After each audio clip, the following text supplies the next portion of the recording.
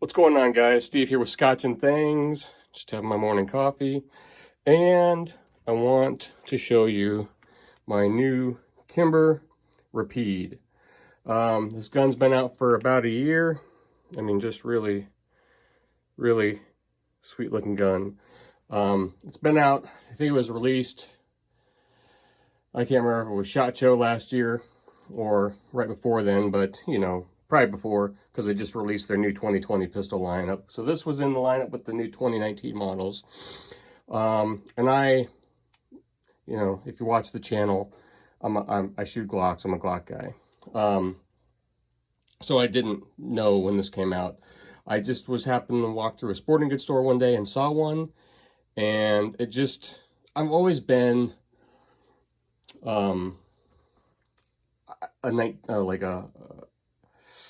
a fan of 1911s. Since my brother, you know, I think, like, if you've watched any of the videos, my brother's a huge Kimber fan. He's got two Kimber 1911s. So about 4 or 5 years ago, that got, you know, I finally stepped into the 1911 world with a Rock Island Armory. And in its own right, for the money, is a fantastic gun. But I've always kind of had that itch in the back of my mind just to get something a little fancier, spendier. You know, the Rock Island is, it's pretty plain, but it does the job. It goes bang every time. I haven't had any issues with it. So when I was walking through the gun store, this just happened. You know, I was always looking through the cases, and this caught my eye. And that was about 8 months ago, and I've had it on my mind ever since. I just love the way it looked. I love the way it felt. The grips are just, I just love it. So finally I bought one.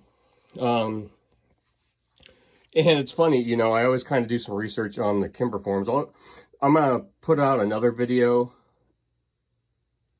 after this, but originally I had bought an Aegis Elite Custom in 9mm for competition. That's what I wanted to use. I wanted to get into shooting something other than Glock in competition. So I thought, okay, I'll get a 9mm. It'll just, it'll shoot softer, be accurate like a 1911, have a great trigger. But then I bought it used, and it was a nightmare. So I was like, screw it. After I shot it one time and had nothing, but it was just issue after issue, and I didn't want to take time to diagnose the problem and have it sent off. It was used. I don't know if there was something else wrong with it. So I took it back to the place where I bought the firearm. Had I think a month return policy, no questions asked, and they're like, I said, I'll take the Rapide. I should have got it the first time around. So there's my long story short. So about this gun. It comes with, I don't know why 1911s do this. I think some brands might start shipping with two, but everyone I've seen, they just ship with one magazine. And I don't understand that. When you're paying, I think the list price on this gun was like $1,500. I got it for significantly cheaper than that. I got a smoking deal at the gun shop. But one magazine, you know, and they range from, if you go online and look, like this is a Kim Pro mag. I don't know what makes this different than the regular Kimber mags, other than it comes with two interchangeable base plates. So this is an 8-round mag. And I have two ACT mags, or AC mags, one for my Rock Island Armory and one that's labeled Nighthawk Customs. It's the exact same magazine. Those, we'll go over real quick functionality of the gun. So I had those 3 mags, went to my shop, and I knew they had a bunch of used 1911 mags. So this is labeled a Ruger, but it's basically the exact same mag, except it's only 7 round, where this is 8 round. But it looked like it was brand freaking new. And he said he said, go ahead and shoot them. My shop is great. He's like, shoot them, see if you like them. And then this one is also 7 round. I think he gave them to me for like $10 a piece. J&J. And he said he thought that might be an original Kimber mag. He wasn't sure, but he let me take them out and shoot them. So we'll do a quick range report first before we go over the rest of the gun, since I started talking about magazines. I know that can be a big issue with 1911s, is people usually, if they are having issues, it's with the magazine. Sorry, I'm going to take a drink of coffee. Oh, son of a gun, that's hot. Oh. So, you know, and after the week before having those nightmare issues with the Aegis, I thought, God, please, please, please. This is, I mean, it's kind of my dream gun. This is the most money I've ever spent on any of my firearms, long guns or pistols. And, you know, I just kind of had this in my mind that this was going to be my, you know, it looks the part. Like it's not, don't get me wrong. I know those guys out there with those souped up 1911 race guns are not on the same level as me, but it just looks the part. It looks cool. It's just a sweet looking gun. So I know magazines can usually be an issue, but so I went out to the range and I shot 150 rounds, and I brought 3 different types. I brought Winchester White Box. I brought Federal, just the Federal Brass, not the Federal Premium, and then I brought a box of Remington UMC. So 150 rounds, and this thing performed flawlessly. Not one hiccup in 150 rounds. I know if you look at I've never really taken the time to break in any gun or look at what people suggest, but I thought if there is a break-in, I want this gun to run smoothly and flawlessly, and I want it to be you know, reliable. So I followed their break-in policy, which they said 100 rounds, but I went 150 rounds. I don't think that's a big deal. I probably could have gone more. It handled fine. So I shot 150 rounds, and I haven't, it says to shoot 100 rounds and then break it down and clean it. Well, I haven't had time to break it down and clean it, so it's still kind of dirty. Oh, God dang. So one of the comments online was that the gold barrels, the tin barrel, TIN, they turn black over time. I don't know. That's what one guy on the forum said, that his buddies turned black. Well, mine was black, but it was just dirty, and I literally just wiped. I haven't cleaned this gun yet. I just took a rag and wiped the barrel off, but I haven't torn it down to clean it. But so sorry, back to the magazines. 2 ACT mags ran fine, and both these 7-rounders completely fine. So first range visit was a complete success in my eyes. Since it's a 1911, since they can be finicky, I ran 3 different ammos of not the best quality, depending on who you ask. And then I ran 4 different types of magazines. To the gun now. Obviously, it's been cleared, but it's got a sweet trigger. I mean, I think all 1911s do. My Rock Island has a nice trigger, but I didn't measure it, but I think some people were saying it's supposed to be around 4.5 to 5 pound. I'm not. It's sweet. So to the gun itself, the God, I can't remember what they call these, the Waze CZ or C whatever G10 grips. They've got real great. I mean, they're kind of sharp, but great feel to them. It's got a new checkering pattern up front that I can't remember what they call. It's got their Kim Pro 2 finish on it. It comes with Ameriglow TFX night sights, which is really nice for just target shooting. It's picking, you know, just picks up, you know, you got that great big orange dot up front and these fiber optic green in the back, and it really, it's just nice to pick up. It's got lightning cuts on the sides and the top.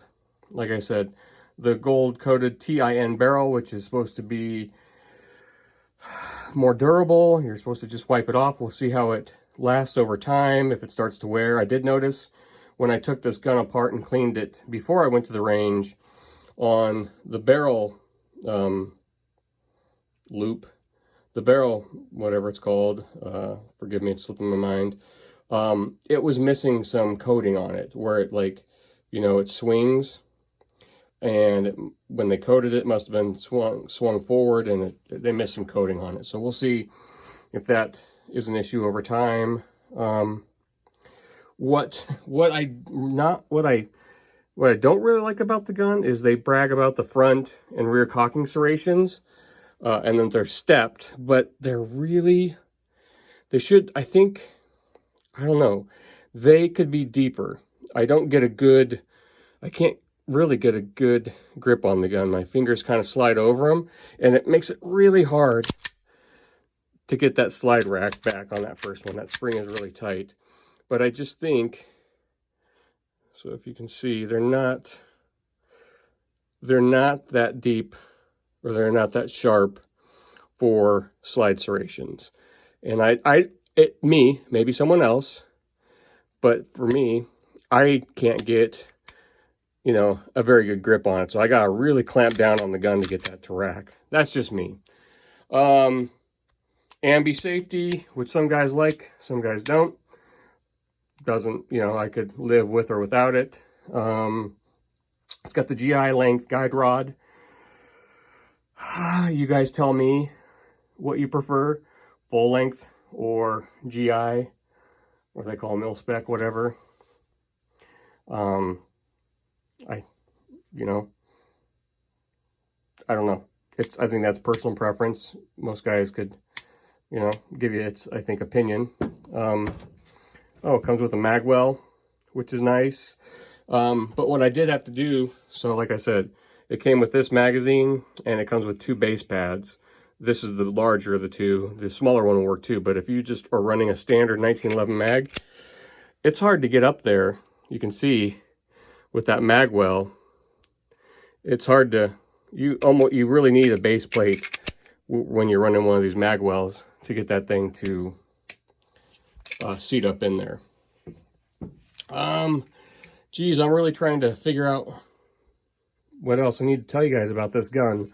You know, they've carried the backstrap checkering. The backstrap kind of goes in line with the theme of the rest of the gun with the serrations and the lightning cuts. It kind of looks like 3 more lightning cuts down there. I know I'm forgetting some stuff. I was really impressed shooting it. It was a tack driver. It definitely shot better, you know, than I can shoot. There's a lot more left in it. What I was surprised though is, I go on gun forums to do research and to read, and I'm a nerd like that. So I joined the Kimber forum when I was looking to purchase this, and there's not a lot of love. I think you really have to look at the forum compared. Some guys liked it, some guys, but I think traditional, I don't know if it's because they're older or more traditional 1911, and this isn't a traditional looking 1911. You know, it's got the gold barrel, it's got the lightning cuts. There wasn't a lot of love for the gun on Kimber forum. And I just chalked that up to old cranky dudes that shoot 1911s and are just traditionalists and don't want anything to change. They called it Gucci Glock. You know, they're like, oh, it's just like the Glock. You know, it looks like one of them fancy Glocks that people do.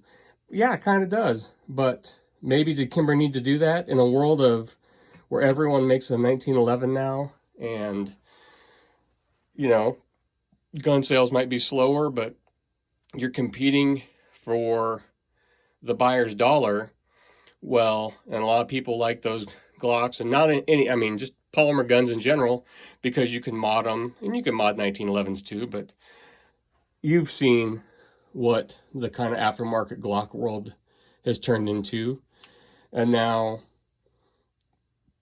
Kimber decided to, you know, is this their attempt to kind of dip their foot into that custom looking Gucci Glock world and maybe get some of those buyers to come back or to purchase a 1911? Maybe. It did me. I thought this, you know, I was happy with my Rock Island, and just walking by the gun case, and I saw that one day, it drew me to it, and I wanted it. Hadn't shot it. I like the looks of it. So that's for me though. And this gun's for me. If you don't like it, I'm sorry. It was just funny how a lot of them seemed really kind of traditional 1911, you know. Oh, it's different, so it's not for me. But it's different, and this one is for me, and I'm going to keep updating you. Shooting my competition with it next week. Not anything fancy like IDPA. I want to get into shooting this in IDPA. This is just a local match that I'm going to that a range hosts. That's kind of like GSSF, but they change it up a little bit, and you can enter different guns, so which is cool. So gonna shoot that in there next week, and I'll just kind of keep you updated on how it runs and what kind of ammos, and if I have, you know, any issues with it. But I'm gonna buy some more magazines for it, and I plan on running this gun a lot, so because it's just a lot of fun to shoot and I really enjoy it. So like, share, subscribe. Sorry for the long rambling video. I just wanted to kind of get this out and show it to you, because there was not a lot of videos on the Rapide. Just some like promotional videos from Kimber that were like from a year ago. So maybe this isn't a popular gun with, maybe, you know, maybe a lot of people didn't buy it. But I enjoy it. I like it. I'm excited. They just released, of course, right after I bought this, their 2020 lineup, and they're calling it, I don't know what they call this one, but the Black Ice version. So it's got a black barrel and DLC coated, I think, and a stainless frame and some different grips. But they finally offer this in, I should say, in this like 2019 variation, you could get this in 45 or 10 millimeter. And now, and I'm not sure if that's changing with this color scheme again, but I know with the new Black Ice one for the 2020 model line, and I'm guessing this one too, you can now get it in 9mm, 45, or 10mm. And I think, let's piss away some more money, but I might get that Black Ice, that stainless steel version in 9mm to give that a whirl again. Just because, I don't know, I just really like the way these guns look. So like, share, subscribe, comment down below. Thanks for watching, guys, and check back for some more videos to see how this thing continues to run. And I'm out. Later.